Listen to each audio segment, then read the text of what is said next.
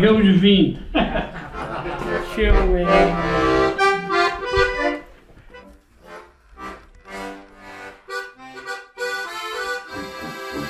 Ja, dansen in de rust en de leven. En al dit in mijn leven verstaan. En wat heb je nou aan een boekje niet? Laat het al die ogen gaan. En ik sprak deze mooie meisje. En al wat je ziet naar de graan. En ik neem mij maar even mee. Het gaat in mij maar de Jordaan. Jouke heeft vroeger in een dansorkestje zitten. Henk Koen die is dus tubaman. Hendrik is een harmonicaman. Schitze, die is een autodidact. Hij had me gesteken wat van die dingen thuis en ik raar een beetje handelen in die dingen.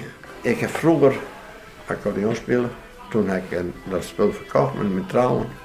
En toen ben ik later weer begonnen met een harmonicatie. En ja, dat is steeds zo belangrijk. En dan had we nog een beter. Die koffie. Mijn koffie? Hoe je het aan in eren, dat mag ik niet. Nee, maar ik moet het wel vinden kennen. Ja, Stiet de boek, hè? in de buurt. Ja, mooi, dank u wel. Ja? Ja, hartstikke fijn, bedankt.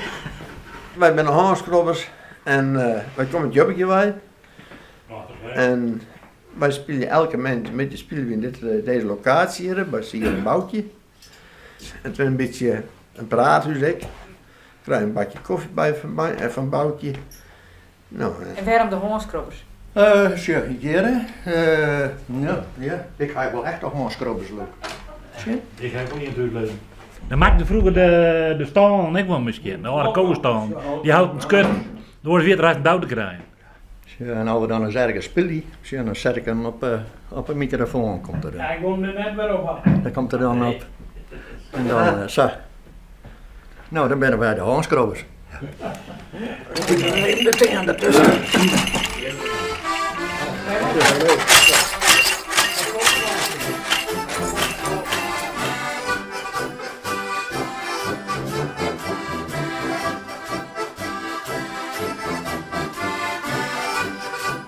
Dus zit er ook altijd gezellig bij?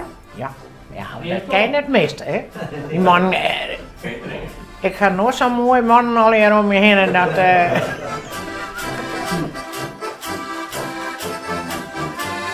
Hij had de boeken altijd bij hem. Zul je zorgen dat wel dat de Supan op staat. Er staan alle muziekstukken op. Nou ja, dan zei het er gewoon, nou jongen, dan maak je hem dit, dan maak je hem dat en dat. En dat dacht er door dan ik. ik ben de eerste die is een beetje die muzieklezer ken.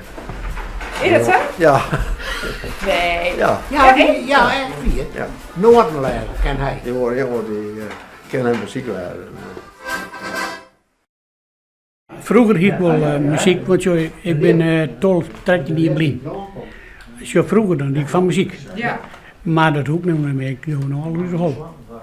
Ja, al uur hol. En dat weet je al hier. Ja, ja. Dus die maal hier op en wat en dan weet je wat je ervan maakt. Ja, zo maar een tongetje aan te slaan, dan weet ik wat versker dat gaat. Waar is het leven nog zo zonnig?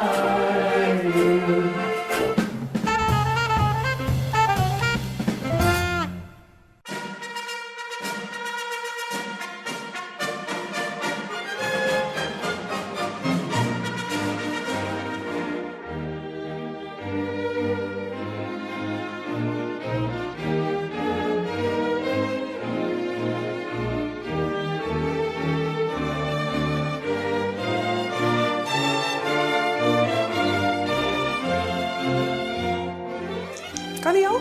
Ja? Oké. 10. 1, 2, 3, 4, 5, 6, 7, 8, 9, 10. De J. Maak je makkelijk persoonlijk contact met andere mensen. Kinderen. Wat een vreemd spel. Is dat een vreemd spel? Nou, er zitten een heleboel, bijvoorbeeld een heleboel kinderen bij elkaar in de klas. En de een heeft dit meegemaakt en de ander heeft dat meegemaakt. En ja, ze begrijpen elkaar allemaal niet zo goed, dus wordt er heel veel gepest in de klas. En met dit spel wil ik proberen om wat meer begrip onderling te krijgen. Van als je een vraag stelt en je geeft een antwoord, dat je denkt van... Oh, doe je daarom zo als je doet? Dus echt gewoon wat meer van elkaar te weten komen. En openstaan ook voor elkaar. Ja, toen ik klein was werd ik ook altijd geplaagd. Niet zo heel erg dat ik er trauma's van over heb gehouden. Maar dat, ja, ik vind dat gewoon... ik vind het niet nodig. Ik ben enigszins kind en een meisje. Mijn moeder vond het altijd leuk als ik jurkjes aan had. Dus ik zag er altijd heel netjes uit. En dat vonden mijn klasgenootjes, die vonden dat altijd raar. En die plaagden mij daar altijd mee. Dat ik nooit eens kon ravotten of weet ik veel wat. En daar plaagden ze me altijd mee. Dus, maar ja, daar kon ik verder ook niks aan doen. Maar het is niet zo dat ik dat heel erg vind. Maar dat besef je pas later. Dus ja, dat is een invloed van mijn moeder in dit geval. Ja. Omdat hij dat gewoon leuk vond. Die vond het leuk. Nou, ik heb een meisje, dus ze moet een jurkje aan. En dus maar niet wetende dat ze dat op school, dat ze daar anders over dacht. Oké, ik ga vanuit de J. Is dat goed? Ja. Doe ik 4. 1, 2, 3, 4. De N.